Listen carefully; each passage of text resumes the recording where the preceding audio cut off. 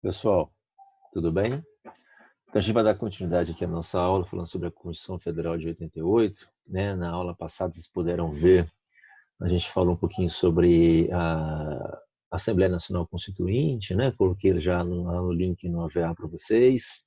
Está disponível no AVA também o link para o discurso do presidente da nossa Assembleia Nacional Constituinte, que presidiu os trabalhos, o deputado Ulisses Guimarães. Um vídeo tem mais uns 10 minutos, mais ou menos, é bastante importante para a gente entender o sentido, o significado, assim, o espírito da nossa Constituição, tá? Agora eu gostaria de conversar com vocês um pouquinho a respeito da estrutura da nossa Constituição, né, de algumas características, uns traços essenciais, mais que estrutura, alguns traços essenciais da nossa Constituição, tá? Exemplo que a gente tem feito nas outras aulas também. Então, veja, a nossa Constituição Federal, como a gente vem falando, promulgada em 5 de outubro de 88, ela foi uma Constituição resultante, né, de um amplo processo de participação política, foi uma Constituição promulgada, democrática, estabelecida após o regime de 20 anos de ditadura militar, durante o processo de transição. Uma transição, na verdade, foi pacífica, foi negociada, uma transição foi tutelada pelos militares, é verdade, mas o fato é que houve uma transição para um processo ditatorial, Estado ditatorial, militar, para o Estado democrático. Nossa Constituição vai refletir isso. Tá? Nossa Assembleia Constituinte democraticamente eleita contou com trabalhos soberanos, trabalho livre por parte dos nossos constituintes eleitos, e ela vai refletir um tipo de Constituição, corpo constitucional, em que, evidentemente, muitas das discussões políticas, dos entraves, dos desacertos que ocorreram ao longo do processo constituinte, muitos deles vão ser refletidos no texto constitucional. Então, ela vai apresentar, nessa Constituição, algumas características fundamentais. Primeira característica, pessoal, é uma Constituição, até já cheguei a mencionar isso com vocês na aula passada, é uma Constituição analítica, extremamente longa. Né? A nossa Constituição, quando ela foi promulgada, hoje já tem mais artigos, né? Quando ela foi promulgado um texto com 245 artigos. É um texto, assim, reformado e melhorado, porque o primeiro turno de votações na Assembleia Constituinte, ele resultou um texto final muito mais longo do que esse. Né? Ao final das contas, ser aprovado contou com 245 artigos no corpo permanente da Constituição e mais 70 artigos no ato das disposições constitucionais transitórias, o ADCT, que é a parte da Constituição que vem logo depois do corpo permanente da Constituição. Né? Então, é uma Constituição longa, uma Constituição analítica, e que acabou trazendo no seu texto, positivando o texto, uma série de matérias, que algumas delas não necessariamente típicas de matéria constitucional. Né?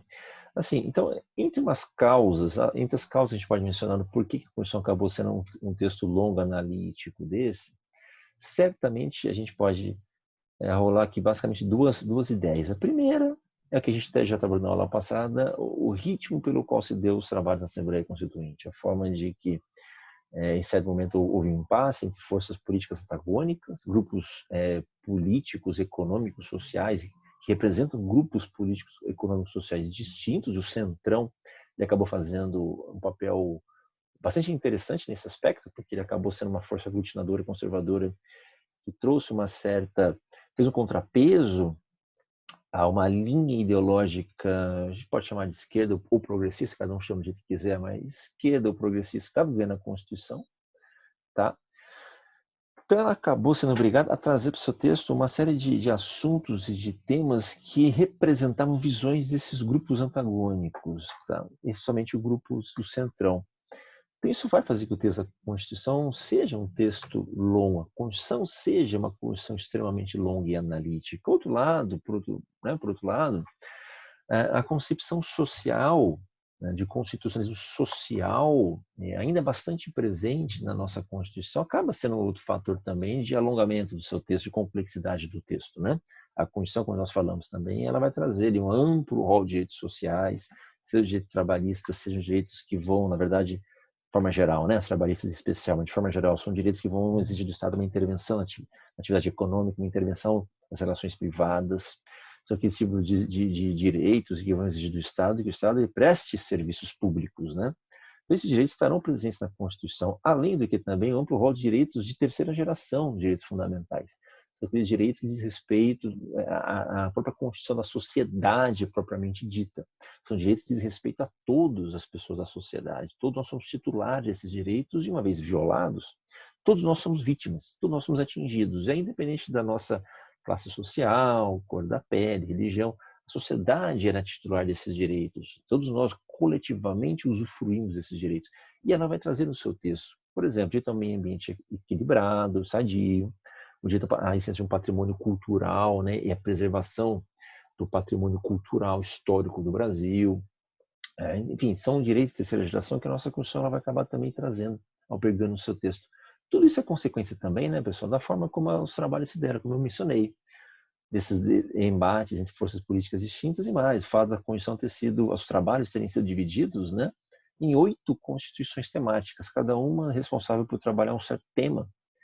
E aí esses temas, evidentemente, acabaram entrando de uma forma ou outra na Constituição. Tá? Então ela vai trazer esse rol extremamente longo. Tá? A nossa Constituição, pessoal, a gente pode dizer que a nossa Constituição ela é uma Constituição compromissória. A gente vai voltar um pouquinho a falar disso quando vamos falar para vocês sobre as teorias explicativas da Constituição de 88. Mas a nossa Constituição é uma Constituição, a gente pode classificá-la como uma Constituição compromissória. Compromissória em que sentido? A nossa Constituição ela não revela uma linha ideológica específica.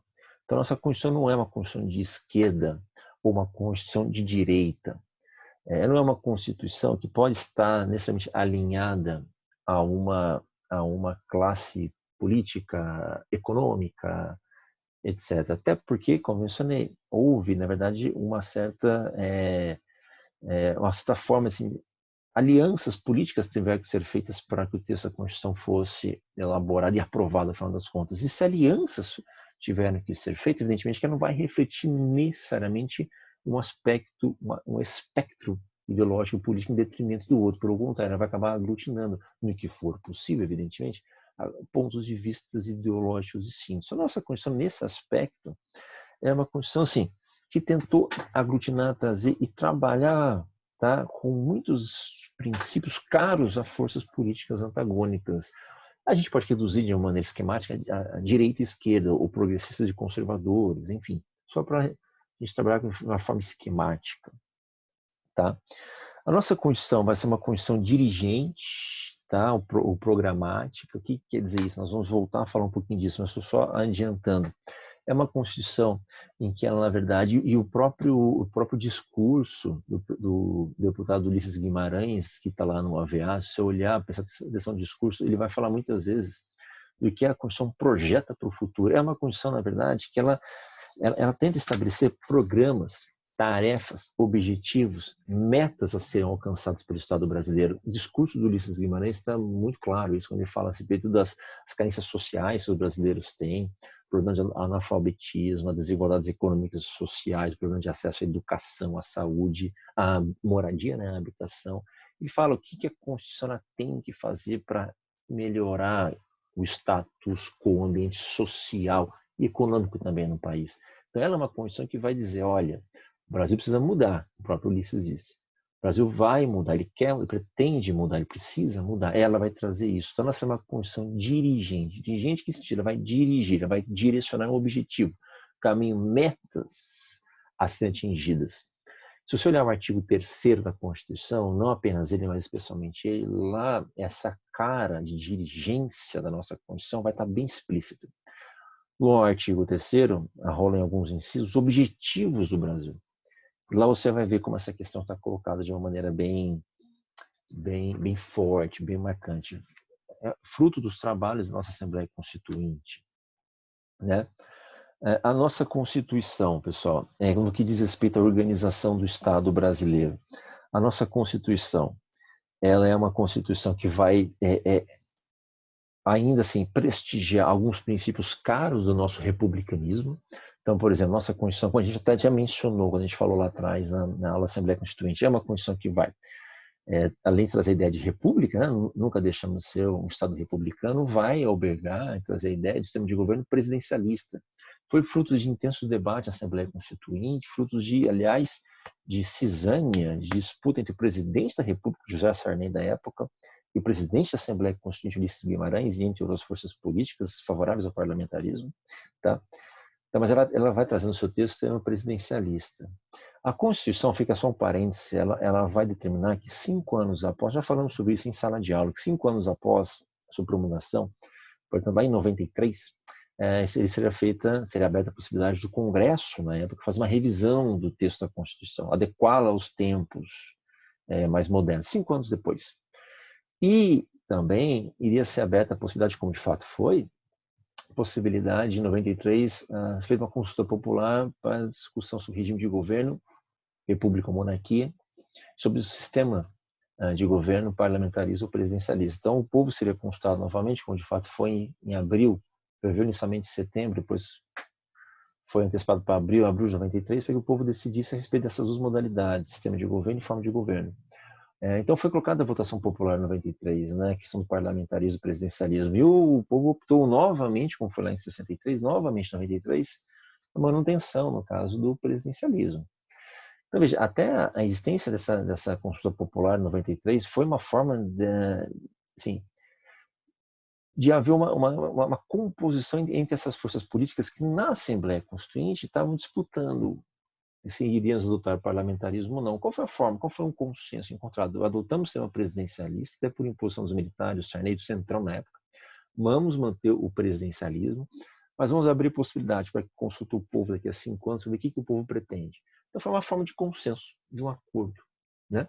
Essa questão é um exemplo que a gente pode usar para falar sobre essas alianças que foram feitas em vários outros aspectos na Assembleia Constituinte. Mas voltando, então nós adotamos no texto constitucional a ideia do presidencialismo, sistema de governo presidencialista, né? A nossa Constituição, pessoal, prevê a tripartição dos poderes, está no artigo 2º da Constituição, tá? Então nós temos um poder legislativo, que é um poder bicameral, ele é exercido pelo Congresso Nacional, composto de 2 câmaras, a Câmara dos Deputados e o Senado Federal. A Câmara dos Deputados ela é eleita por voto popular, assim como o Senado Federal também é.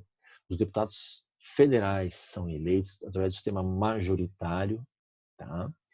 Aliás, desculpa, através do sistema proporcional, tá? Sistema proporcional para o mandato de 4 anos, ao passo que aí sim, o Senado Federal, composto por senadores, representantes dos estados, 3 por estados, eles são eleitos por voto popular também através do sistema majoritário, tá? E os casos dos senadores são eleitos para um mandato de 8 anos.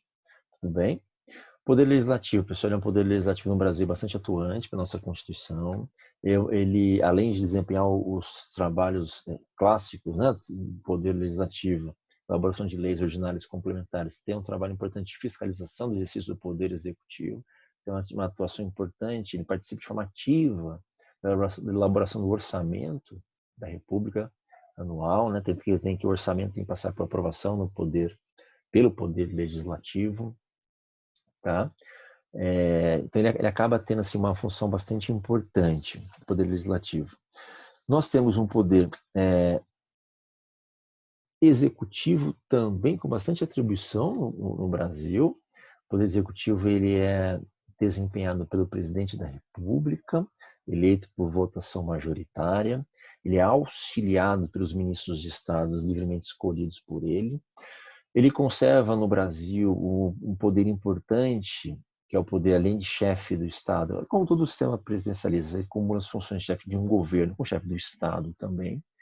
E enquanto chefe de governo, a nossa Constituição reservou para ele uma atribuição bastante forte, que é de edição de medidas provisórias, né?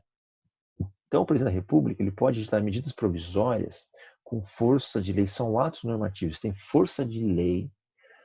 Na medida em que eles são editados e publicados no Diário Oficial, já passam a valer com força de lei no dia seguinte, imediatamente. Entretanto, evidentemente, com uma forma até de manter uma freio de contrapesos, né? uma supervisão, fiscalização de um poder sobre o outro, para que essas medidas provisórias tenham validade efetiva de forma permanente, tem que haver aprovação pelo Poder Legislativo, pelo Congresso Nacional, mas o fato é que tem esse poder, né? O presidente também, ele tem algumas prerrogativas, como escolher os ministros do Supremo Tribunal Federal, com aprovação do Senado, também do STJ, ele é o chefe da administração, ele é que elabora o orçamento, enfim, tem alguns poderes bastante fortes, se a gente comparar, por exemplo, com o próprio Estados Unidos, né? Por outro lado, pessoal, o nosso poder judiciário, né? O poder judiciário, ele ganhou uma cara completamente nova com a nossa atual Constituição. Eu mencionei para vocês, na primeira aula, quando eu falou sobre história das constituições, eu venho mencionando isso na medida em que eu posso, umas grandes chagas, uns grandes males do nosso constitucionalismo sempre foi aquela ideia de que havia um fosso que separava as constituições e as leis e a realidade social. Então, as constituições sempre foram constituições, principalmente as democráticas, muito pródigas em direitos, constituições modernas, que estavam sempre antenadas com o que de mais moderno estava acontecendo no mundo. Né? A nossa Constituição de 88 é assim também. Mas qual é o grande problema? É que muitos daqueles direitos, daquelas ferramentas existentes nas constituições não eram implementadas na prática. As pessoas, destinatárias de direitos, simplesmente não se viam representadas, não chegavam até eles as promessas que a Constituição fazia. A Constituição de 88 estava muito atenta para isso. Então, a nossa Constituição, uma das grandes marcas dela é a profusão de direitos fundamentais. E isso não é algo ruim, pelo contrário, isso é algo bom, positivo. A nossa Constituição ela vai prever, como já mencionei, um rol de direitos civis, são direitos de liberdade, os direitos políticos, de participação política, né? Prevê um amplo rol de direitos sociais e direitos de terceira geração, direitos coletivos como um todo. E ela vai dar um passo além, porque nós conhecemos a nossa história e ela conhece a nossa história, ela vai dizer o seguinte, olha, não adianta garantir ou prever direitos, melhor dizendo, preciso garanti-los. O que ela vai fazer? Ela vai prever ferramentas de garantias de direitos. Ela vai prever uma ferramenta importante, o próprio também Ulisses Guimarães fala no discurso dele, mandado de injunção, uma ferramenta importante para garantir direitos fundamentais. Então, muitos direitos fundamentais previstos na Constituição, eles precisam que o Congresso elabore leis para que os direitos sejam aplicados. E quando o Congresso fica omisso e não elabora essas leis, o que fazer? Então, esses direitos na Constituição não têm aplicação, eu posso olhar para ele, posso namorar aquele direito, mas não posso utilizá-lo na prática, porque o Congresso está omisso. Então, o mandado de injunção, por exemplo, é um tipo de ação judicial que entra no Supremo Tribunal Federal, determinando ou permitindo e franqueando a possibilidade de usufruir desse direito, mesmo que o Congresso tenha se mantido omisso na elaboração de leis que me permitam utilizá-lo. Nós temos o mandato de segurança individual e coletivo, habeas corpus. Nós temos aqui uma ampla possibilidade, pessoal, de diversos atores da sociedade civil, partidos políticos, associações, enfim, utilizarem ações diretas de inconstitucionalidade perante o Supremo Tribunal Federal, para que o Supremo Tribunal Federal faça um trabalho de fiscalização dos demais poderes legislativo e executivo como uma forma de implementar direitos fundamentais previstos na Constituição. Tá? Então, nossa Constituição ela vai ser bastante pródiga em direitos fundamentais, vai trazer ferramentas de implementação desses direitos. E o Judiciário, por isso estou falando isso agora, quando eu falo do Judiciário, e o Judiciário vai ser um ator fundamental nessa tarefa. A Constituição vai dar ao Judiciário, né, a categoria de um grande guardião da Constituição. Ele será o responsável, um ator importante na implementação desses direitos fundamentais. Tá? Ator importantíssimo. A Constituição vai prever outros atores do sistema de justiça que, junto com o Judiciário, terão atribuições bastante significativas nesse campo, como o Ministério Público, né, cuja atuação e função do Ministério Público é garantir a democracia, a ordem jurídica, respeitador, deve fiscalizar os outros poderes, né, exigir deles respeito aos direitos fundamentais. A Defensoria Pública, com isso é importante na defesa e no acesso à justiça de população carente. Então, veja, o Judiciário ele vai se abrir para a sociedade e vai ser assim, um grande ator responsável também na implementação desses direitos fundamentais que a Constituição prevê. Então, ele vai ganhar importância, o Judiciário, que antes para ele era negada em outras constituições, em outros ambientes políticos que nós tivemos no país. Então vai haver uma revigoração do poder judiciário. E aí essa importância grande que ele tem acaba evidentemente favorecendo um aspecto que muitas vezes as pessoas lidam de forma negativa com isso, que é dentro da judicialização das relações sociais. Porque todo grupo social que se vê privado de direitos, seja indivíduo, né, o grupo social, ele vai ver no judiciário uma ferramenta importante de acesso a direitos. Então, são grupos sociais que vão sempre demandar e procurar o judiciário na implementação desses direitos fundamentais, e o judiciário acaba tendo que intervir de uma forma ou outra. Então, de certos momentos, a gente vai ver uma espécie de um certo desencontro do judiciário executivo, judiciário legislativo, enfim, uma certa discussão a respeito se havendo assim, uma observância ao princípio da separação dos poderes, ou não está, ou está havendo uma intromissão de um poder sobre o outro, especialmente o judiciário sobre o legislativo, o judiciário sobre o executivo. Mas o fato é que a Constituição garante uma ampla margem de manobra por parte do poder judiciário.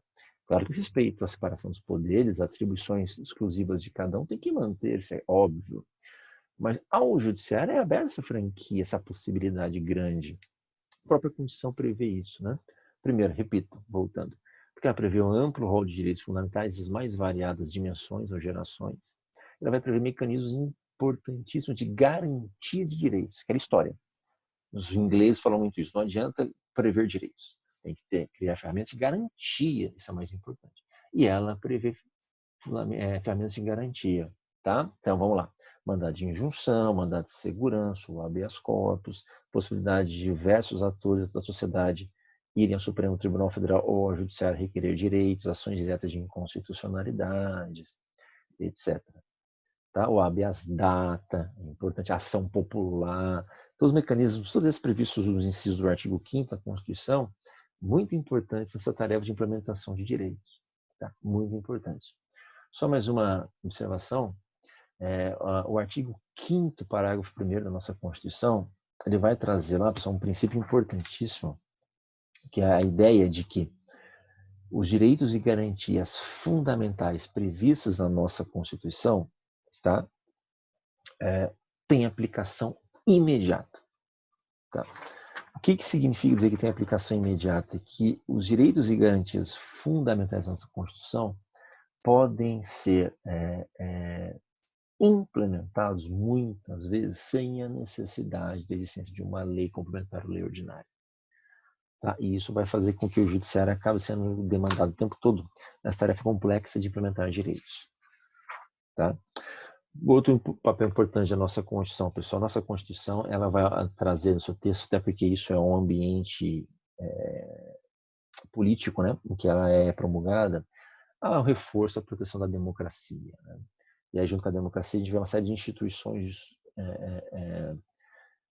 junto dela, que é prevista na Constituição como reforço ao ambiente democrático. Primeiro, a essência de direitos políticos. Então, a existência, né, pessoal, que os cargos eletivos, eles são escolhidos por meio de voto popular, então ninguém ocupa cargo eletivo porque é por meio de eleição indireta ou porque uma junta militar escolheu aquele representante. Pelo contrário, todo mundo que ocupa cargo eletivo é representante do povo, porque o poder ele vem do povo. Isso está vindo lá no artigo 1º, parágrafo único, isso vai se repetir no artigo 14, a ideia de que a soberania ela é popular.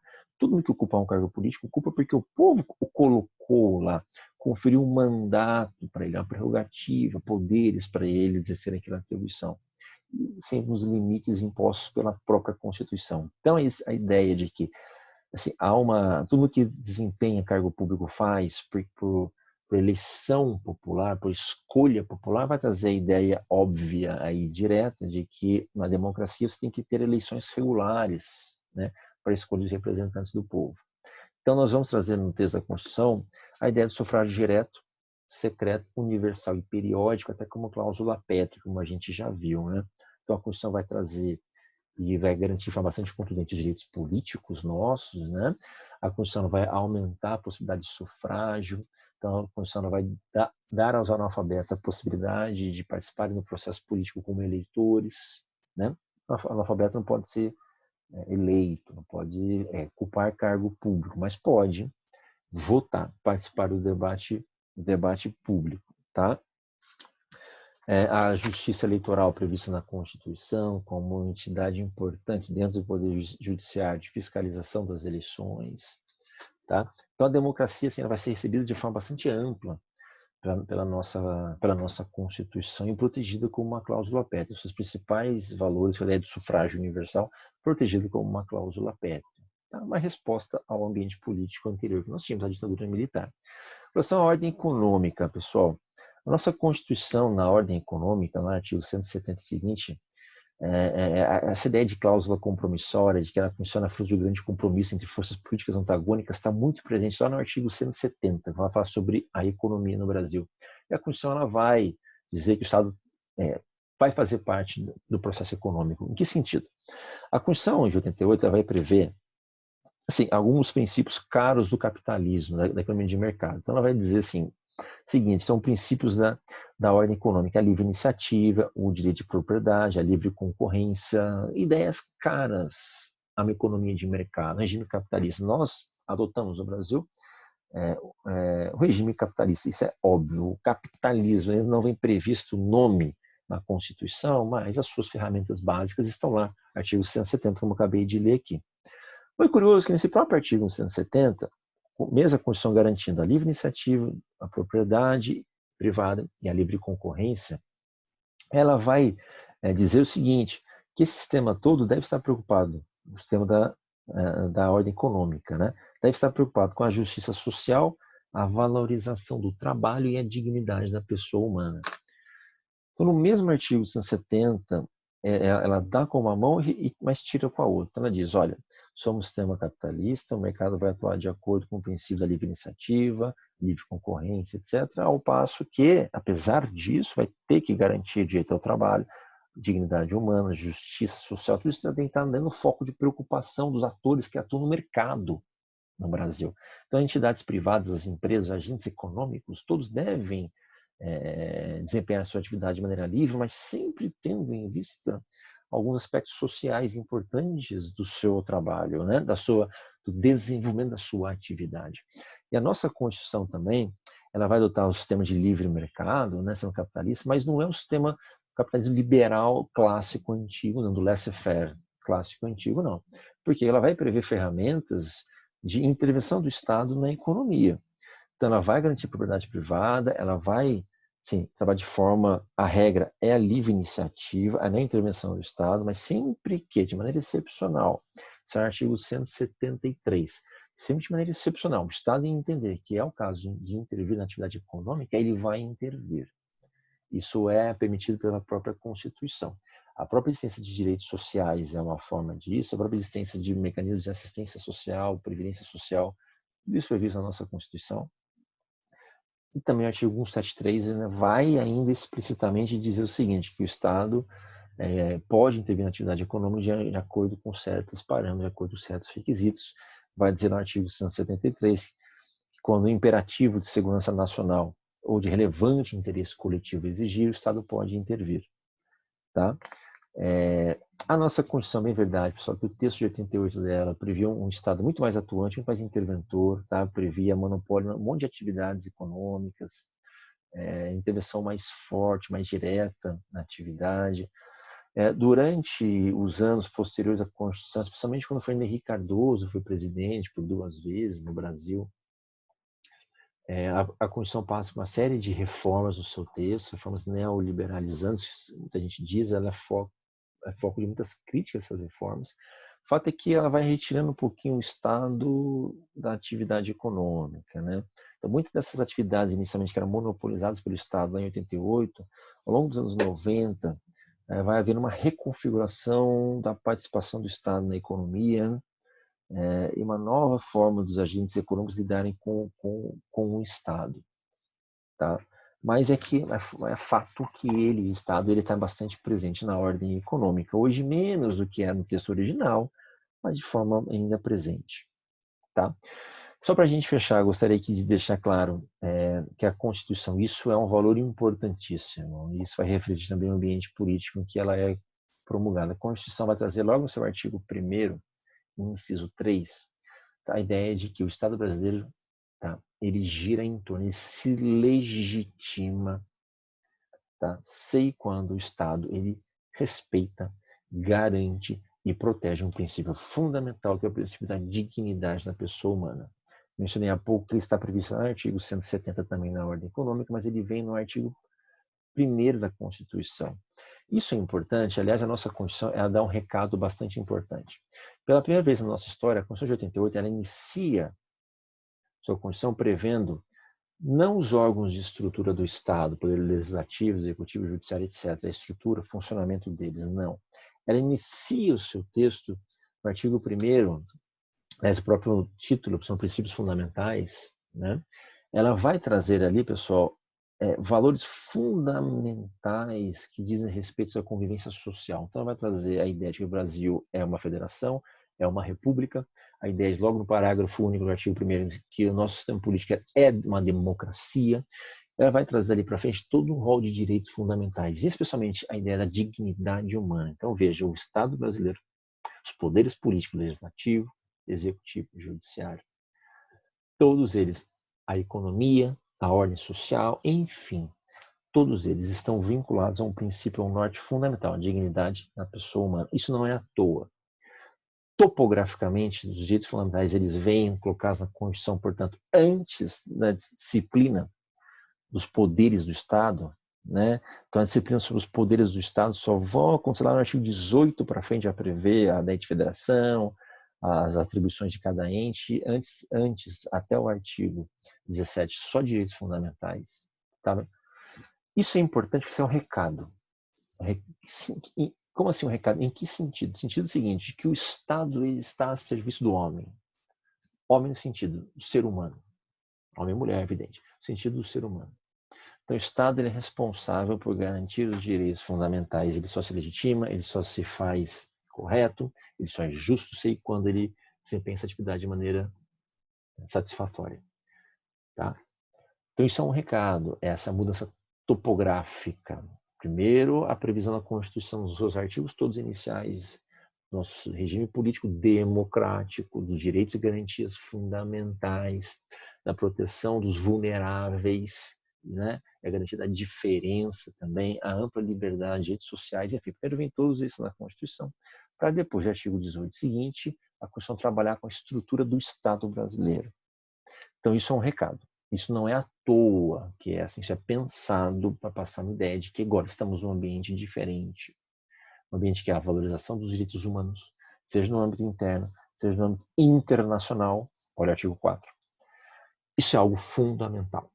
Isso é o norte do nosso país. Isso tem que estar presente sempre na mente de todo mundo a interpretar a Constituição e quem é responsável por elaborar políticas públicas e sociais no país, executivo, legislativo e o judiciário também, evidentemente. Tá? Então, essas basicamente as características da nossa Constituição. Tá? Uma forte Constituição com caráter social, uma Constituição compromissária, uma Constituição dirigente e que tem como a dignidade da pessoa humana o seu norte fundamental. Muitas dessas características a gente vai voltar a falar em algumas aulas mais para frente, né? Mais no segundo bimestre. Mas já fica aqui assim, alguns traços fundamentais da Constituição, algumas características estruturais, como mencionei aqui, adotamos regime republicano, presidencialista, a tripartição dos poderes, o judiciário entrando como um forte ator de implementação de direitos fundamentais. Tá bom? A gente vai continuar depois falando sobre a estrutura formal da nossa Constituição, preâmbulo, corpo permanente, a DCT, e a gente vai trabalhar cada um deles, a ideia de cada um deles. Estamos mais de 30 anos de Constituição, passamos por 2 processos de impeachment, passamos por eleições diretas, tá? Em que atores diferentes, de espectros políticos diferentes foram eleitos, tá? E, assim, a despeito de algumas turbulências, a despeito de algumas situações um pouquinho mais sensíveis, a nossa Constituição ela tem se mostrado suficientemente bem no seu papel de garantir estabilidade às instituições e sendo promotora de garantia de direitos, né? Eu acho que o Brasil hoje, 30 anos depois da Constituição, um pouquinho mais de 30 anos depois, ele é um país diferente do que ele era naquela época, tá? Economicamente, socialmente diferente. A gente não pode, evidentemente, dizer que a Constituição, ela por si só foi responsável por trazer esse desenvolvimento social, mas certamente ela foi responsável por auxiliar nesse processo de garantir meios de que isso fosse garantido, de fosse implementado, né? Ou seja, o Brasil hoje é melhor do que era 30 anos atrás, né? A despeito da grave crise que passamos hoje, né? Epidemiológica, social e econômica, o Brasil é um país hoje melhor do que era 30 anos atrás. E a Constituição é importante, foi e é importante nesse processo todo, né? A gente tem que valorizar isso, né? Tem suas imperfeições, é prolixa, é longa, isso faz com que ela seja alvo de uma série de mudanças de emendas, tem mais de 109, 110 emendas na nossa Constituição até hoje, é muita coisa, mas isso é porque ela foi fruto desses embates políticos mais distintos na longa Assembleia Constituinte, tá bom? Mas ela acaba sendo um fator fundamental de estabilidade política, ainda ela é de garantia de direitos e uma Constituição, repito, como o Ulisses Guimarães disse, que tenta melhorar, tenta fazer que a sociedade se desenvolva, tá? Tenta, portanto, traçar metas e objetivos para o Brasil, para a sociedade brasileira, de forma de melhorias, de desenvolvimento. É essa a ideia da nossa Constituição, tá bom? Só a gente fecha aqui então essa aula. Eu repito, eu vou colocar lá, tá lá no AVA, e a aula, né? E vou colocar no AVA também um texto para resumo, tá? Como mencionei no final da aula passada, um texto para resumo vai falar sobre a Assembleia Nacional Constituinte e algumas características da Constituição também, tá? E vai estar identificado lá o texto para resumo. Aonde está esse texto? É um arquivo que vai estar dentro do tópico Constituição Federal de 88, tá? Desse tópico que a gente está trabalhando agora. Lá dentro vai estar texto para resumo, tá bom?